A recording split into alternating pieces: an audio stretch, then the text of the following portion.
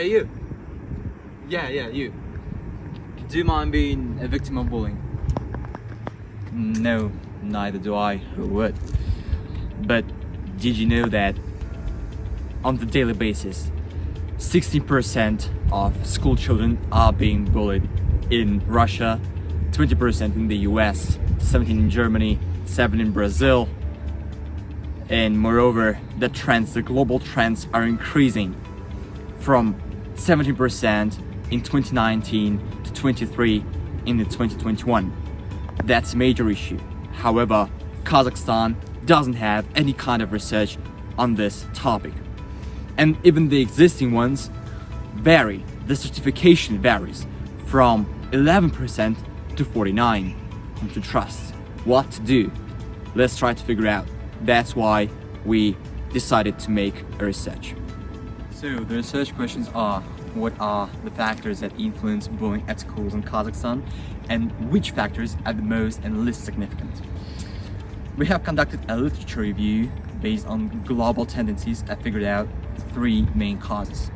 The first is coming from a family that faces financial difficulties. The second is being a leader in class, and the final is being a victim of cyberbullying. The hypothesis of the research is that the being a leader in class plays the most significant role in bullying in Kazakhstan. The method, we have conducted the empirical study. It was specifically questionnaire with open-ended and multiple choice questions. Additionally, interviews with 2 faculty members of KeyMap were in place. The first argument is based on cyberbullying as one of the key reasons for bullying in class.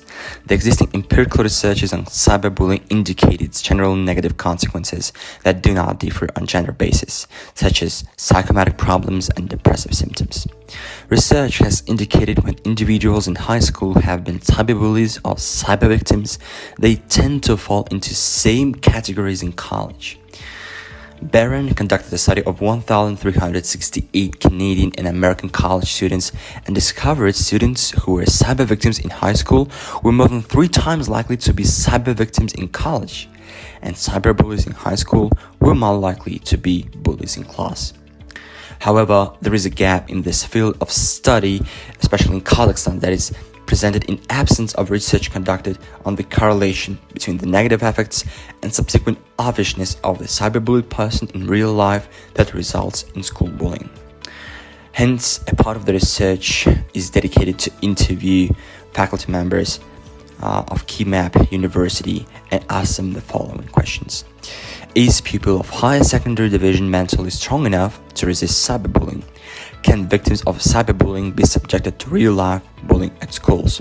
It's hard for me to really tell or speak on behalf of the kids or teenagers at this age, but I would assume that in Kazakhstani context, if we're talking about that would probably be challenging, as we don't talk much about bullying or on mental health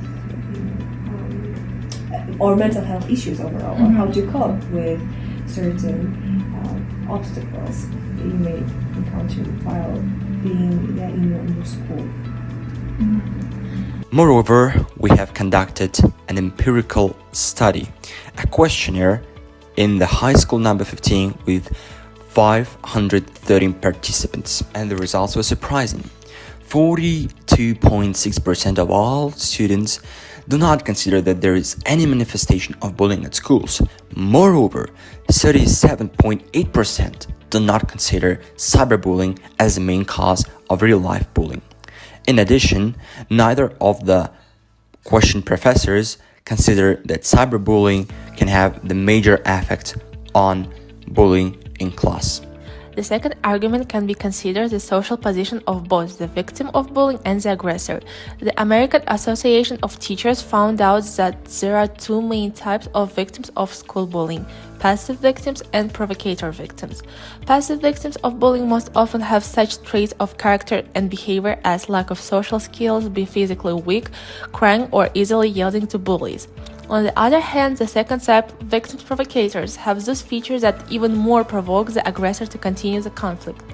For example, children with ADHD syndrome, attention deficit hyperactive disorder. Data from the 2016 to 2017 National Survey of Children's Health for children aged 6 to 17 years with ADHD were evaluated among children with this syndrome. 46.9% of people were victims of bullying. I will describe the bullying aggressor himself. Children who initiate bullying are considered aggressors. They can equally use such method on influence as physical force, knowledge, and use of something compromising about their victim or their own popularity to control others. From this description and arguments, it can be concluded that the leader in the class is most often an aggressor since he has influence, physical, financial, or moral. However, there is no information and cases where the leader himself is a victim of school bullying. Now let's listen to the opinion of Ashat Leov. He is a professor of QMAP University. What are his thoughts and opinion on that topic? Okay, so probably the social status is one of the most important things here.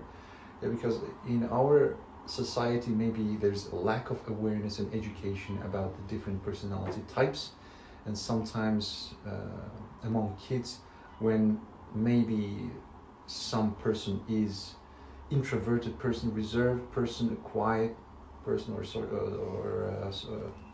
a person who's suffering from social phobia or something like that, maybe that can be taken as a weakness. According to the result of the conducted survey, 58.4%, this is 300 people, that leader is not a victim of cyberbullying and bullying itself. The third argument is the financial issues in families.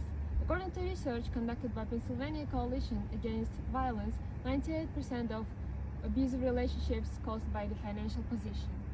This argument is manifested by difference in clothes, gadgets, and other items of people's. It's obvious that the financial position of a person can affect many things in his life. The pupil's financial position at best can be a reason to find friends, at worst become a victim of abuse from peers. It is possible to find friends if you have the same products with the same price, if you at least understand the issue of price. But it's important to remember that there is a chance of being bullied based on unequal financial position. Unfortunately, there is no data about financial position-based bullying at school. For instance, if one group of pupils are friends who have the same price clothes or any other things, they can be aggressors by which other pupils with lower financial status can be bullied. The cause is simple. Those pupils who have such expensive or even just better things think that they are better than those who have low financial status. However, it's also important to remember that people who have a low financial position are not to blame for that. It's one of the family aspects. The reason for that is that pupils cannot work and find money by themselves. They are completely dependent on their parents' finances. Maybe due to age, not all children can understand this and not use violence to infringe on someone in his financial situation. According to the results of the survey, 39.3% of participants believe that there is no financial basis for bullying, and the 72.1% believe that it still matters. It should be noted that in the questionnaire, we wanted to ask students about the salary of their parents, but the school administration did not allow us. For this reason, we had to replace one question with two others. This means that there is a reason for bullying due to financial situation in pupils' families. Coming up to conclusion, it is important to state that the research was successfully conducted and our team found out that cyberbullying, passive social position, and financial issue, and the hypothesis was confirmed as the leaders are indeed less bullied at schools in Kazakhstan, while cyberbullying and financial issue seems to have almost no impact. However, the questionnaire and interviewer indicated some other possible reasons, which are impolite behavior, outlook, and discrimination based on nationality.